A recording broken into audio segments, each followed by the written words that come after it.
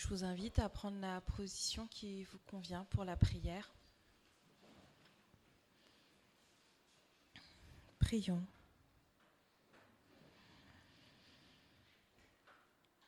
Père éternel, toi qui es dans les cieux, le plus haut élevé, le seul digne de toute notre louange et de toute notre adoration.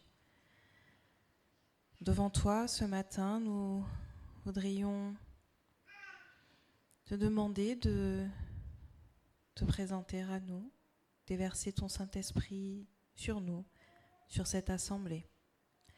Merci pour cette sainte convocation.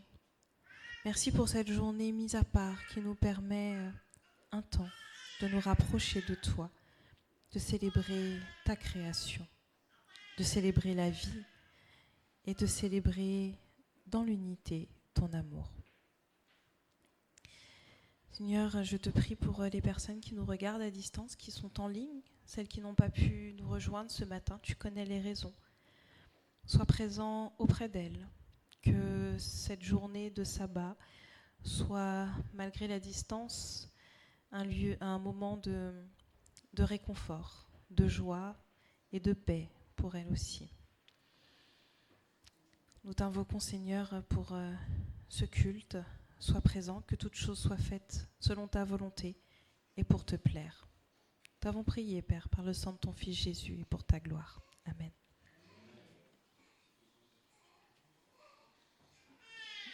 Nous prendrons ensemble le hymne et louange 18.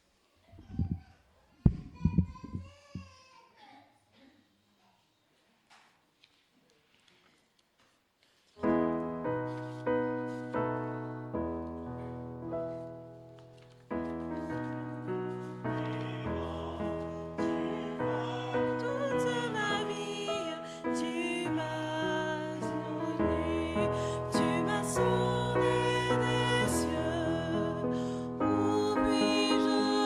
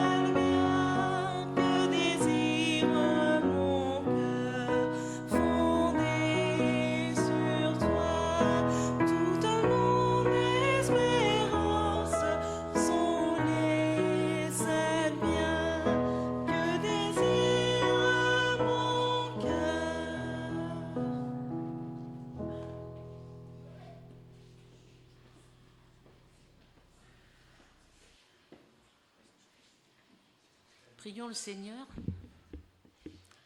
Seigneur, bon Père Céleste, nous voulons te louer d'être ce matin réunis dans ta maison. Nous voulons te louer, Seigneur, pour ce rendez-vous que tu nous donnes chaque sabbat. Et Seigneur, nous voulons te demander de nous garder jour après jour, les yeux levés vers toi. Seigneur, puisses-tu pardonner nos fautes, nos manquements, purifie notre être, change notre caractère, transformons-nous à l'image de Jésus. Et Seigneur, puisses-tu nous remplir de ton Saint-Esprit, afin qu'il soit au contrôle de nos pensées, afin que ce soit lui qui inspire toutes nos paroles et qui guide tous nos actes. Nous te demandons, Seigneur, de bénir nos familles respectives. Puisses-tu toucher les cœurs, visiter ceux qui ne se sont pas encore tournés vers toi, et que nous soyons de notre côté des témoins dignes de toi, qui sont remplis du Saint-Esprit et qui portons du fruit, beaucoup de fruits. Seigneur, je veux aussi te prier pour la messagère que tu as choisie ce matin.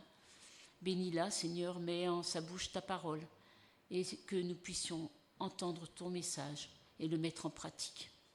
Je te prie aussi de bénir les dîmes, les offrandes qui ont été apportées ce matin et qui seront tout à l'heure ramassées. Et je veux te prier pour les personnes qui vont avoir l'utilité de cet argent afin que tout soit fait pour ta gloire et l'avancement de ton œuvre. C'est ma prière au nom de Jésus. Amen. Nous poursuivrons par le cantique numéro 111.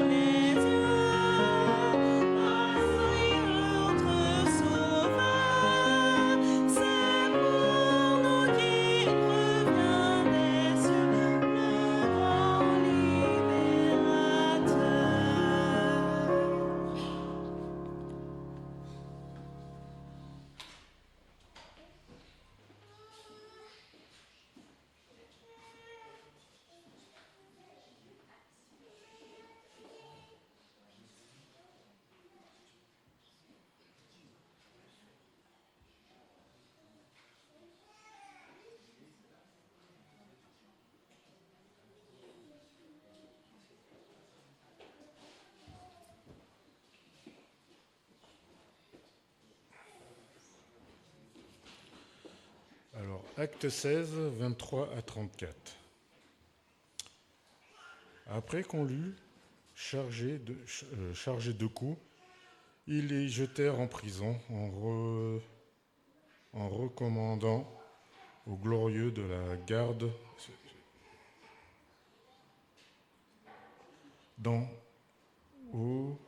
glorieux dans les gardes sûrement.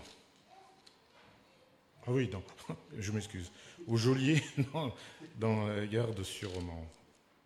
Alors, le geôlier ayant reçu cet ordre, les jeta dans la prison intérieur et leur mit les cèpes aux pieds. C'est ça? D'accord. Bon, ouais. Cher frère.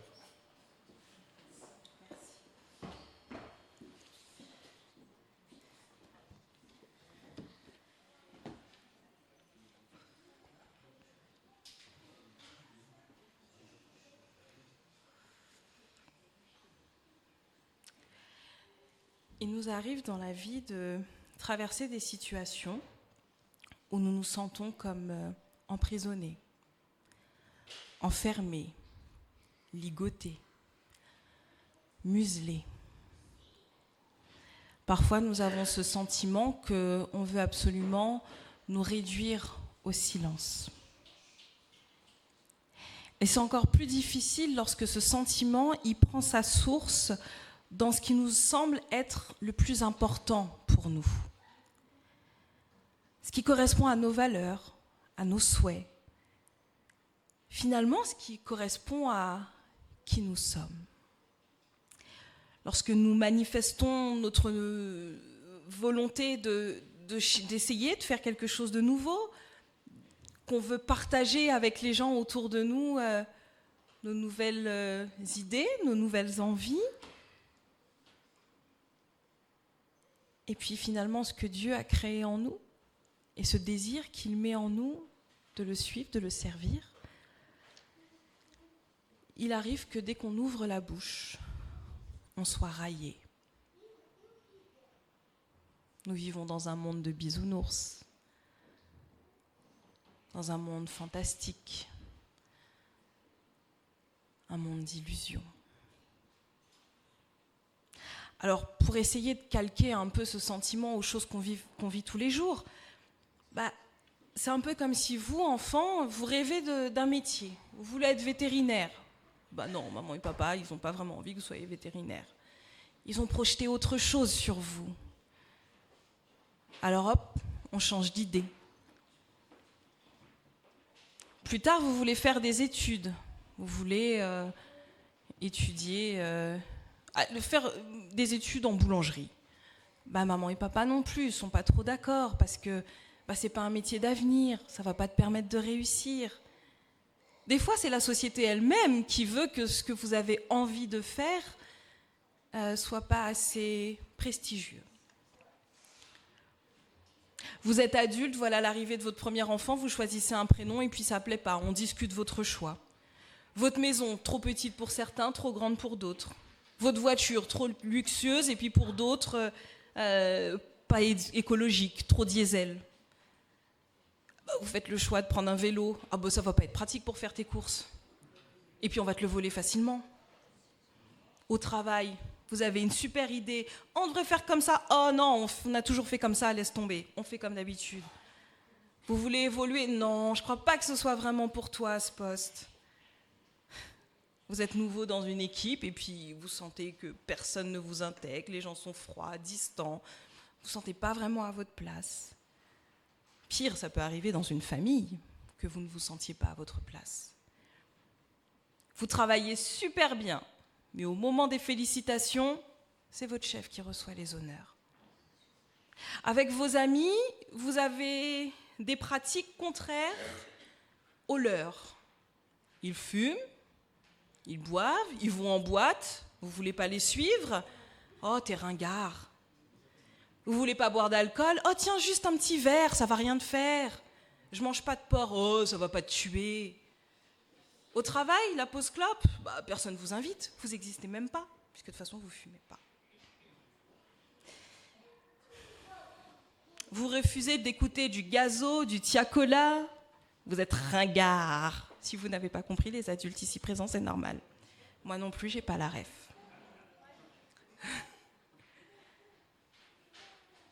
Vous êtes ringard, dira-t-on, parce que vous n'écoutez pas tiakola et gazo. Vous êtes mis à part parce que vous êtes différent. Parce que vous allez à l'église le samedi.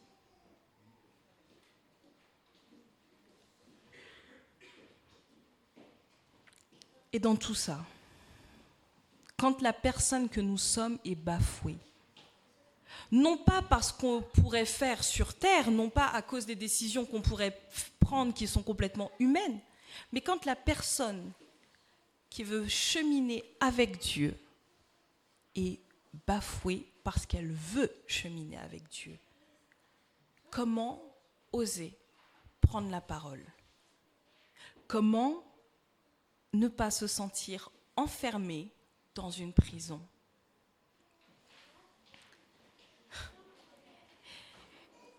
Et vous savez ce que c'est le pire dans ce sentiment d'enfermement? C'est qu'il est dans notre tête. Parce qu'en réalité, on est libre. On n'a pas de chaîne au bras.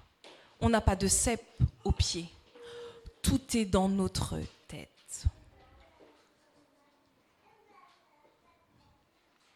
Mais du coup, si on se fixe des barrières psychologiques, on refuse d'ouvrir la bouche pour dire qui nous sommes, comment est-ce qu'on peut rendre un témoignage? Comment est-ce qu'on peut rendre témoignage de qui est Dieu? Si lorsque nous-mêmes, par notre propre pensée, nous nous enfermons dans une prison.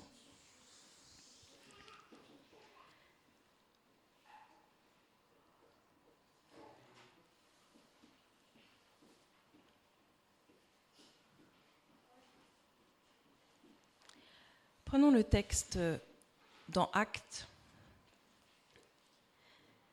à partir du verset 23. Après qu'on les eut chargés de coups, ils les jetèrent en prison, en recommandant aux geôliers de les garder sûrement.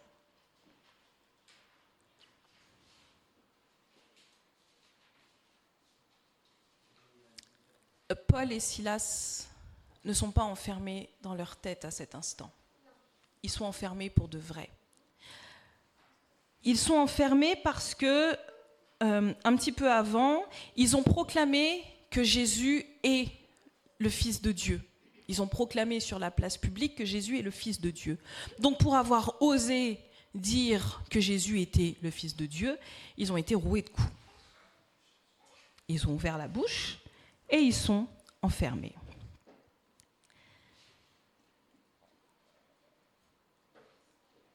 Alors, finalement, eux qui sont enfermés pour de vrai dans les murs d'une prison, comment est-ce qu'ils se comportent par rapport à nous? Et c'est ce que je voudrais qu'on voit ensemble. On va continuer dans le texte. Le geôlier, on lui a demandé de mettre Paul et Silas en lieu sûr. Au verset 23, moi dans ma version, j'ai en recommandant aux geôliers de les garder sûrement. Ça signifie de les garder dans un endroit où on est sûr qu'ils ne vont pas pouvoir bouger, on est sûr qu'ils ne vont pas pouvoir se déplacer. Parce que s'ils sortent de la prison, alors déjà, ce sera encore une fois la risée des Romains, mais en plus de ça, ils vont recommencer. Ils vont retourner sur la place publique pour parler encore et proclamer le nom de Jésus. Donc, ils ont été roués de coups et on va les jeter en prison. À quoi ressemblent nos prisons contemporaines? Alors, je ne dirais pas que c'est le grand luxe, mais dans nos prisons, on a un lit, on a un lavabo, on a des toilettes. On mange dignement dans une cafétéria à une table. On a des heures de sortie. On peut faire du sport. On peut avoir une télé. On a même des lieux prévus pour les rencontres intimes. Là, il n'y a rien à voir. La prison dont il est question, c'est un cachot. C'est un endroit qui est sombre, en terre battue, merci, et nos prisonniers dorment certainement à même le sol. On peut imaginer que la prison, elle est sale, c'est humide. La vermine, certainement, vit avec les prisonniers. On est loin d'un hôtel, ne serait-ce qu'une étoile, en France aujourd'hui. Il y a un vrai risque déjà pour la santé, pour les détenus. Il y a un risque d'infection. Il n'y a rien qui va. Et en plus, pour l'époque, on sait que les geôliers, ils ont une certaine brutalité. Ils sont violents envers les prisonniers. Donc lorsqu'on amène Paul et Silas aux geôliers, ils ont déjà été roués de coups, ils ont certainement des plaies un peu partout. On va les mettre au fond d'un cachot, à même le sol, avec violence, avec virulence, et certainement encore d'autres coups. Alors, je dis dans un cachot, le texte biblique ne le précise pas, mais dans tous les cas, on leur met des cèpes aux pieds. Ils ne vont pas bouger de là où ils sont. Et puis, comme ce sont de très mauvais bandits, il faut qu'ils soient à un endroit où on va les garder en sécurité pour la population au maximum. Donc on peut imaginer qu'ils sont au cachot, au fond de la prison, dans un endroit qui est reclus.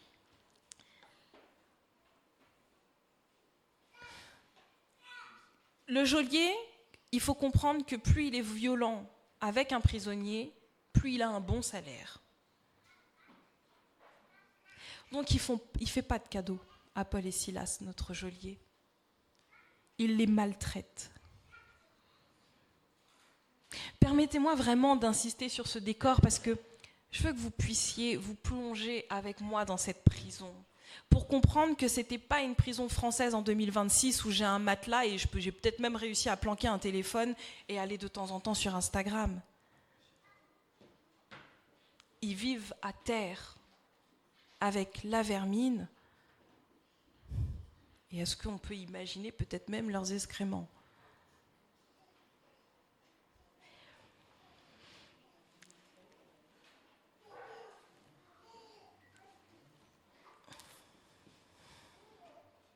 La prison, elle est dans un endroit qui est sombre. On va voir un peu après ce qui justifie ce propos.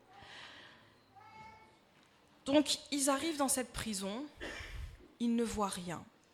Je vous ai dit tout à l'heure, les plus mauvais prisonniers, on les mettait au même endroit, et donc des commentateurs bibliques et historiens supposent que du coup, c'était un endroit où il y avait beaucoup de monde. Ils sont les uns sur les autres. C'est un endroit qui est surpeuplé. On leur a mis des cèpes aux pieds, on est sûr qu'ils ne peuvent pas s'échapper.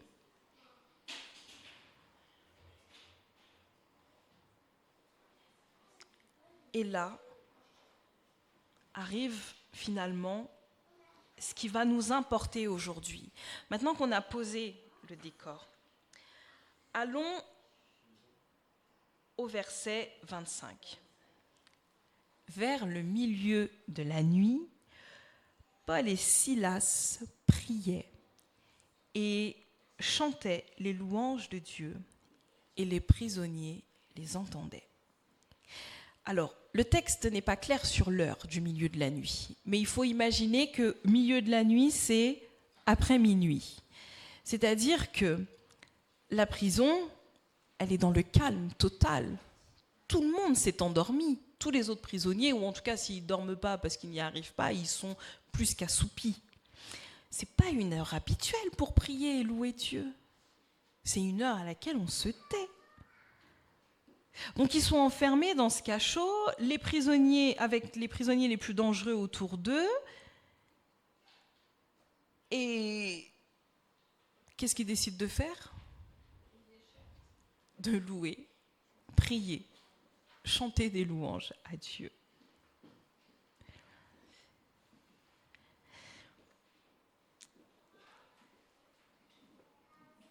Je ne sais pas pour vous, mais alors quand moi je dors, surtout la nuit, le moindre bruit peut très vite devenir agaçant.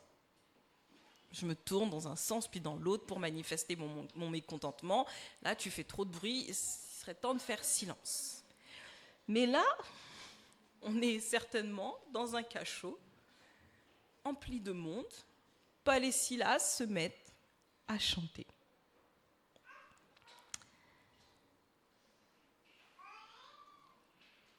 Lorsque nous nous sentons enfermés dans notre tête, parce qu'on n'a pas de cèpe aux pieds, lorsqu'on a ce sentiment qu'on veut nous faire taire, lorsqu'on a ce sentiment qu'on ne peut pas parce que nous ne sommes pas à notre place, ou on nous fait comprendre que nous ne sommes pas à notre place, que faisons-nous ?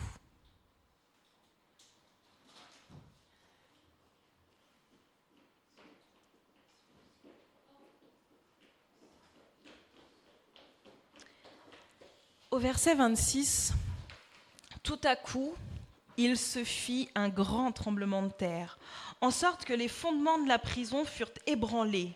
Au même instant, toutes les portes s'ouvrirent et les liens de tous les prisonniers furent rompus.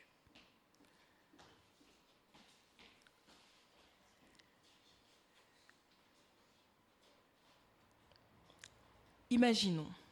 On est au cœur de la nuit, dans ce cachot qui est sombre.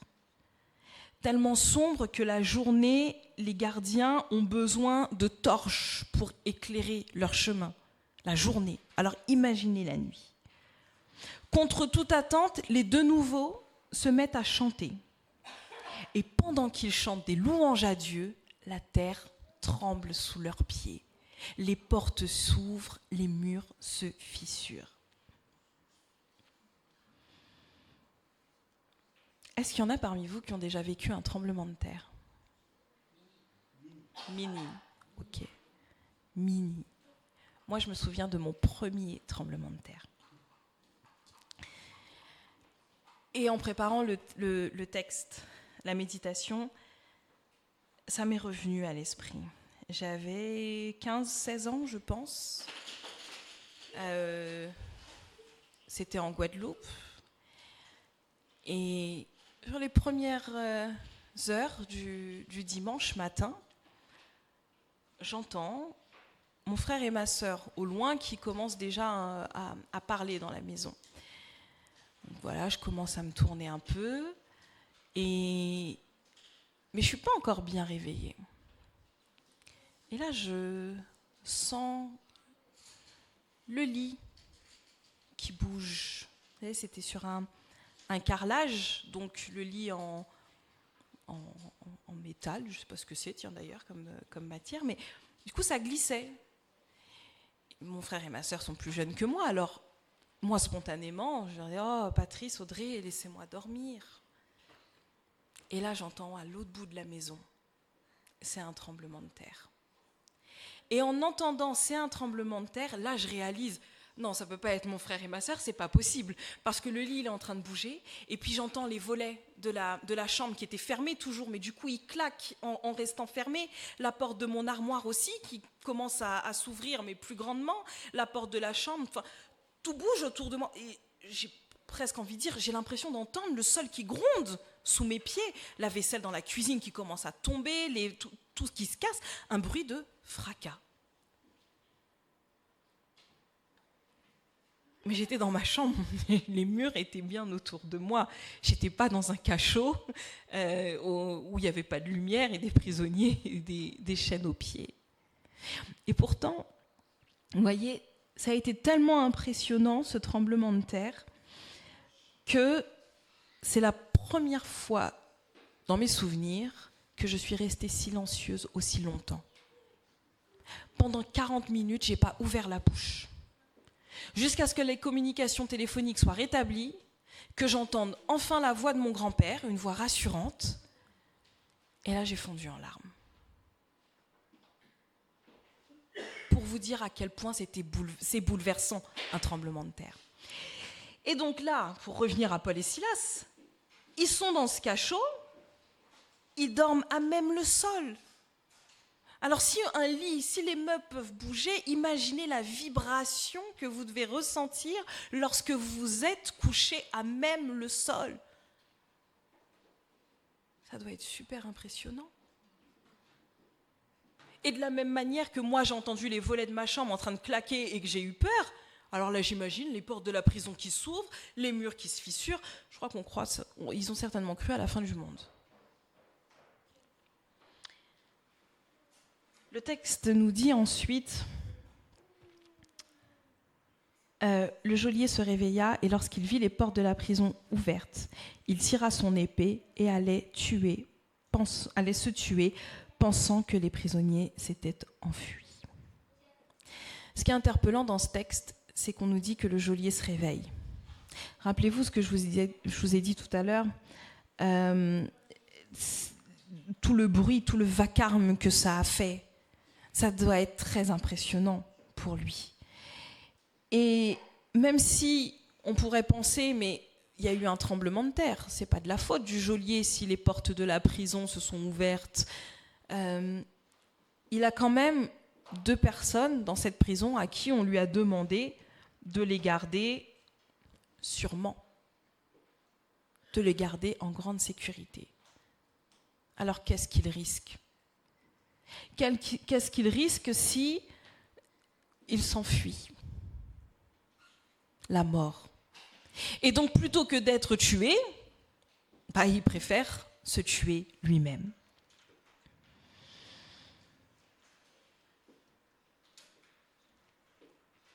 Mais voyez l'action de Dieu. Paul intervient. Alors on ne sait pas exactement ce que Paul voit, ni ce qu'il ressent, ni quelle est cette force qui l'a poussé à ouvrir la bouche. Mais Paul va lui crier d'une voix forte, « Ne te fais point de mal, nous sommes tous ici. » Paul, Silas et tous les prisonniers sont là. Regardez la noirceur dans laquelle se trouve la prison, et c'est ce que je vous disais tout à l'heure, je vais justifier mon propos par le texte biblique. Puisqu'au verset 29, ou 30, pardon, il demande de la lumière. Voilà. Alors le geôlier, ayant demandé de la lumière, entra précipitamment et se jeta tout tremblant aux pieds de Paul et Silas.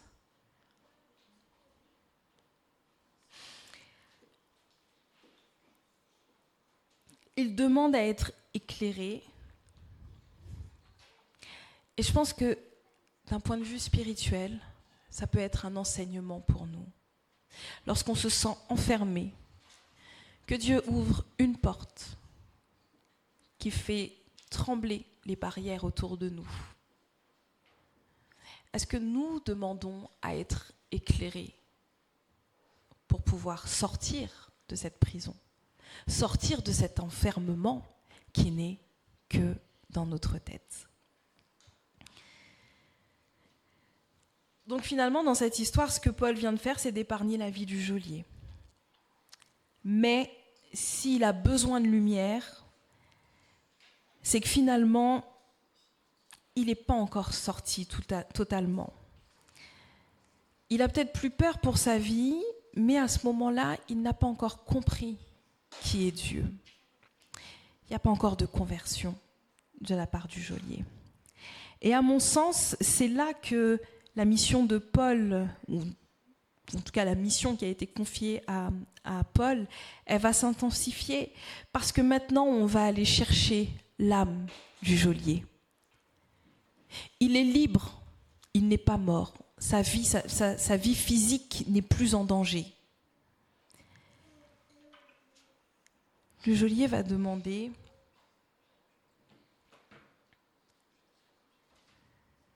Que faut-il que je fasse pour être sauvé ?» Et Paul et Silas vont lui répondre « Crois au Seigneur Jésus et tu seras sauvé, toi et ta famille. Crois au Seigneur Jésus et tu seras sauvé, toi et ta famille. Alors croire au Seigneur, ça signifie quoi pour nous ? Dans l'Ancien Testament, on retrouve 5 conditions à remplir pour obtenir le salut.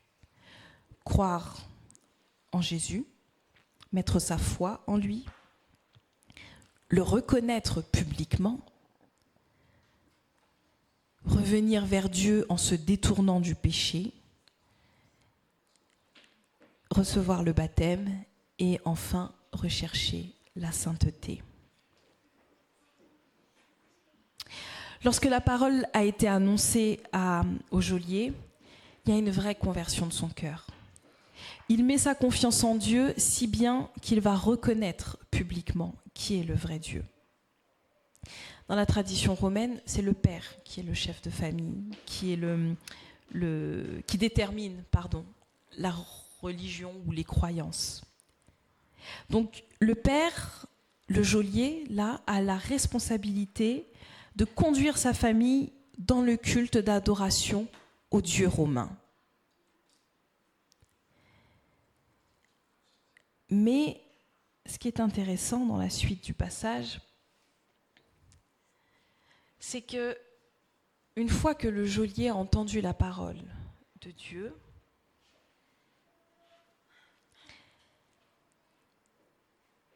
il va publiquement s'afficher et annoncer en quoi il croit. Pour vous imaginer un peu, la prison, à cette époque, elle était au cœur de la ville. Elle était au centre, tout le monde voyait. Donc là, ça veut dire que les barrières, les portes de la prison se sont ouvertes. Tout le monde peut voir ce qui est en train de se passer. Le geôlier a eu tellement peur dans un premier temps qu'il a voulu se tuer. Puis finalement, Paul, en lui disant « Ne te fais pas de mal, nous sommes tous là », l'a arrêté. Le geôlier s'est questionné sur comment avoir la lumière, la vraie lumière.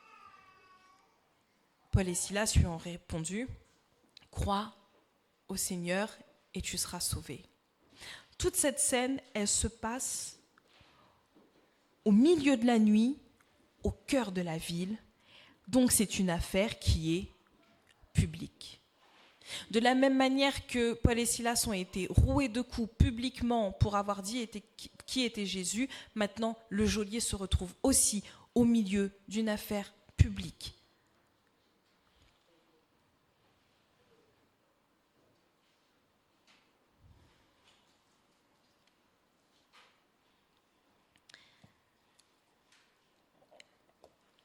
Après ça, au verset 33, il les prit avec lui à cette heure même de la nuit, il lava leurs plaies, et aussitôt il fut baptisé, lui et tous les siens. Les ayant conduits dans son logement, il leur servit à manger, et il se réjouit avec toute sa famille de ce qu'ils avaient cru en Dieu.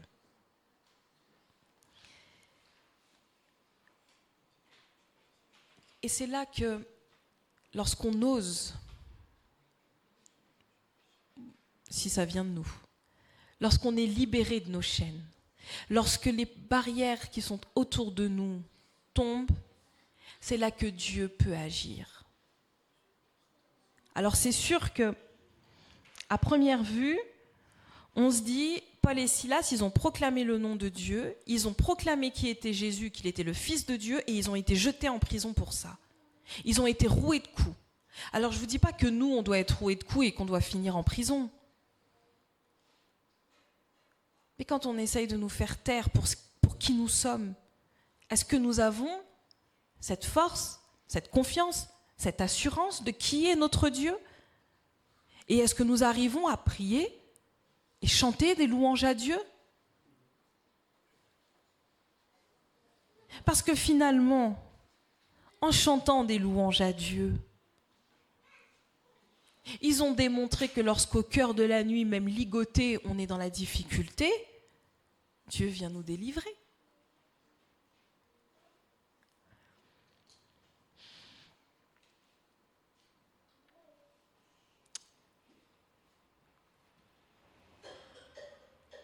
on considère que les prisonniers ne pouvaient pas se laver facilement, le geste qu'a fait le geôlier, le fait de les laver, c'est un geste de service, d'humiliation, d'humilité.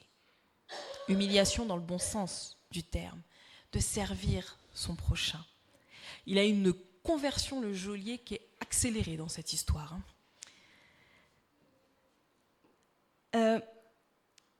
Quand des pécheurs se convertissent, ils vont honorer et aimer ceux qu'ils méprisaient, ceux qu'ils détestaient auparavant.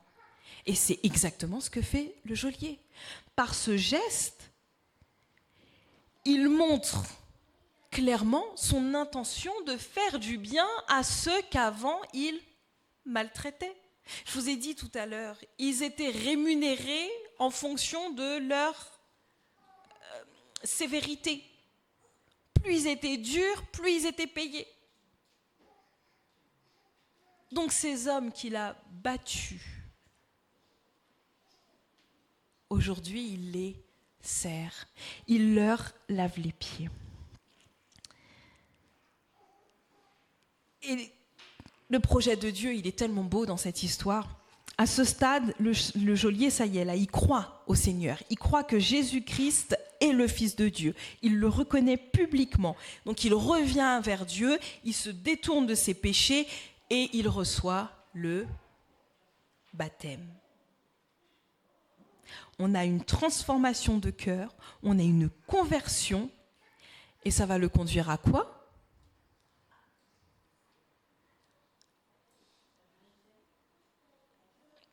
Il les prit avec lui à 7 heures de la nuit, il leur lava les plaies, et aussitôt il fut baptisé, lui et les siens. Le geôlier est converti, il est baptisé, ainsi que sa famille. Et je vous ai dit tout à l'heure, traditionnellement, c'était le père qui imposait une croyance, en l'occurrence au Dieu romain. Là, il n'a rien imposé. Par son exemple, sa famille aussi se joint à lui. Alors, je vous ai dit que la prison, elle était au milieu du village.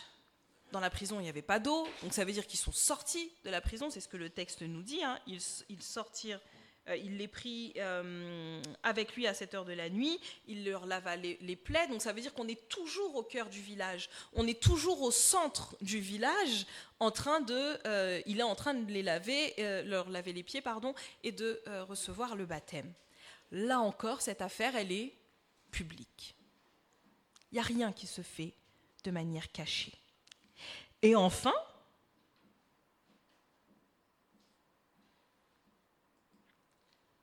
au verset 34, les ayant conduits dans son logement, il leur servit à manger et il se réjouit avec toute sa famille de ce qu'ils avaient cru en Dieu. Là encore, il prend un risque parce qu'il les invite tous à venir manger chez lui. Un geôlier ne mange pas avec des prisonniers. Mais Dieu lui a fait une grâce en touchant son cœur. Il l'a transformé. C'est un nouvel enfant de Dieu. Et il exprime au travers de ce partage tout son amour, toute sa bonté et celle qui vient de Dieu. J'ai pris beaucoup de plaisir à préparer ce message parce que finalement, c'est avec beaucoup d'émotion que j'ai vu la conversion du geôlier. Croire au Seigneur, le reconnaître publiquement, revenir à Dieu, se détourner de ses péchés, recevoir le baptême, rechercher la sainteté en apportant du bien aux autres. C'est que tout l'amour de Dieu s'est propagé dans son cœur. Alors bien sûr, là on est dans une histoire accélérée, on n'est pas tous, on vit pas tous des conversions aussi intenses et rapides. Mais alors que Paul et Silas ont été enfermés pour leur foi, pour les personnes qu'ils étaient, pour ce qu'ils voulaient proclamer, qu'ils sont enfants de Dieu, frères de Christ, que Jésus est le Messie, ils ont prié, ils ont chanté des louanges à Dieu, au cœur même de la nuit, dans la terreur. Et regardez, Dieu a entendu les prières et les chants. Dieu a libéré les chaînes de Paul et Silas. Il a fait tomber les murs. Il a libéré tous les prisonniers. Il a ouvert les yeux du geôlier et touché son cœur. Et il a touché le cœur de toute sa famille. Alors je nous repose la question, comment est-ce qu'on peut oser prendre la parole quand on cherche à nous faire taire ? Comment est-ce qu'on peut proclamer le nom de Jésus lorsque nous nous sentons enfermés ?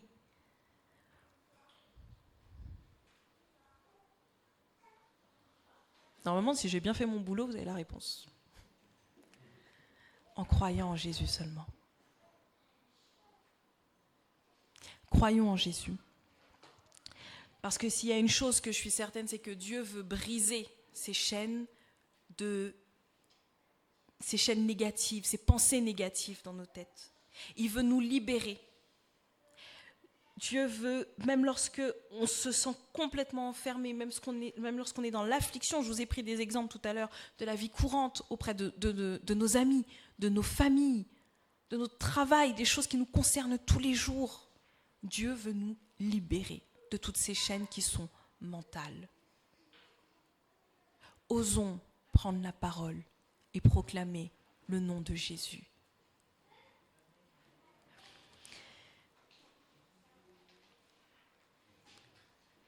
Et rappelons-nous que les gens nous observent. Peu importe le milieu, travail, amis, famille, les gens nous observent. Alors si nous chantons des louanges à Dieu, si nous prions et déclarons publiquement qui est Jésus, alors Dieu fera son travail en eux. Parce que c'est Dieu qui transforme les cœurs. C'est Dieu qui libère les chaînes. Il fera en eux le travail qu'il faut.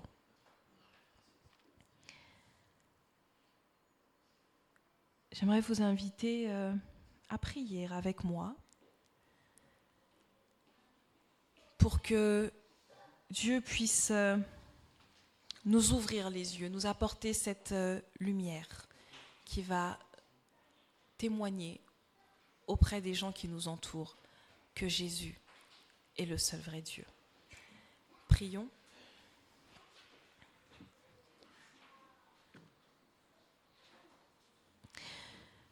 Père éternel, merci. Merci pour cette lumière. Merci de nous rappeler qu'au cœur de la nuit, lorsque nous pensons que nous sommes enfermés, que nous avons des cèpes aux pieds, merci de nous rappeler qu'au cœur de la nuit, nous avons toujours une arme puissante, la prière, la louange, l'adoration. Rappelle-nous, Seigneur, que lorsque nous ne voyons plus clair, lorsque nous ne savons plus où aller, lorsque nous avons ce sentiment que tout le monde veut que nous nous taisions, nous pouvons simplement croire en toi et te laisser œuvrer dans le cœur des gens autour de nous. Rappelle-nous, Seigneur, que dans ce désir que tu as mis dans nos cœurs, qui se propage, nous avons une étincelle qui peut aller briller autour de nous. Alors utilise-nous pour chanter, pour prier, pour libérer les chaînes, ouvrir les portes de toutes ces personnes qui ont tant besoin de te connaître. Utilise-nous Envoie-nous dans ces lieux, envoie-nous dans ces prisons, que nous puissions servir ton œuvre. Mon et tendre Père, nous t'avons prié, nous n'avons aucun mérite, mais par le sang de ton Fils Jésus. Amen.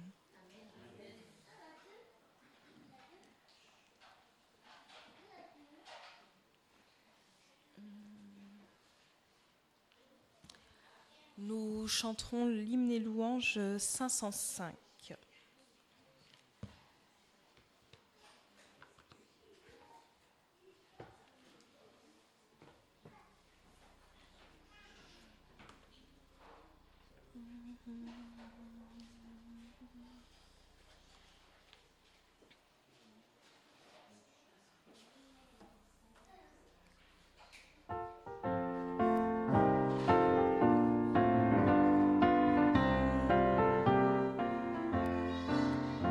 Tout joyeux, bénissons le Seigneur, chantons ses louanges, adorons avec foi le Sauveur. Ô céleste phalange, gloire à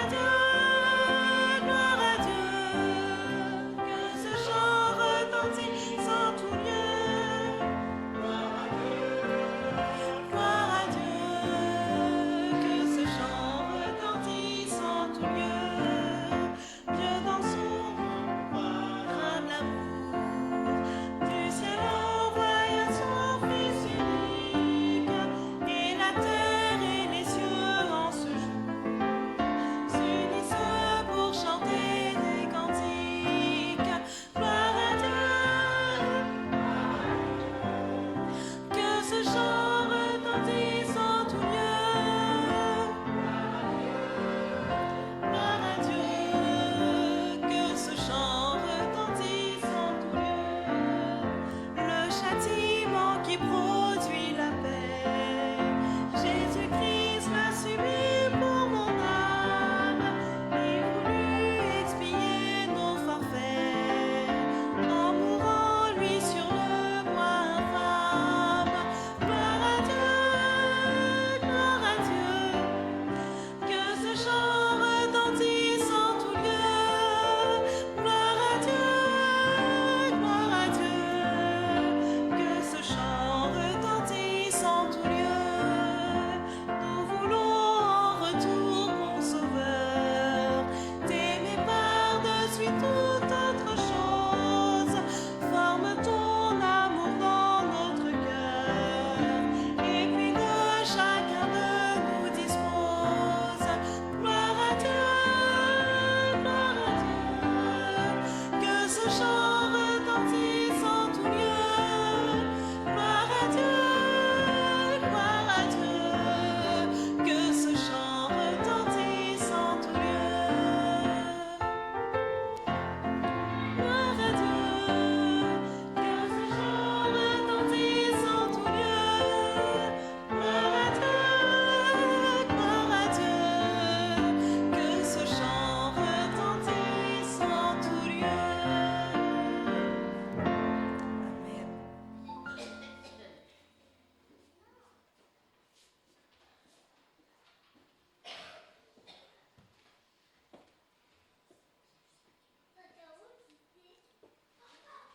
Après ce beau message, recevons la bénédiction de Dieu. Que l'Éternel te bénisse et qu'il te garde. Que l'Éternel fasse luire sa face sur toi et qu'il t'accorde sa grâce. Que l'Éternel tourne sa face vers toi et qu'il te donne la paix. Amen. Et bon sabbat à tous.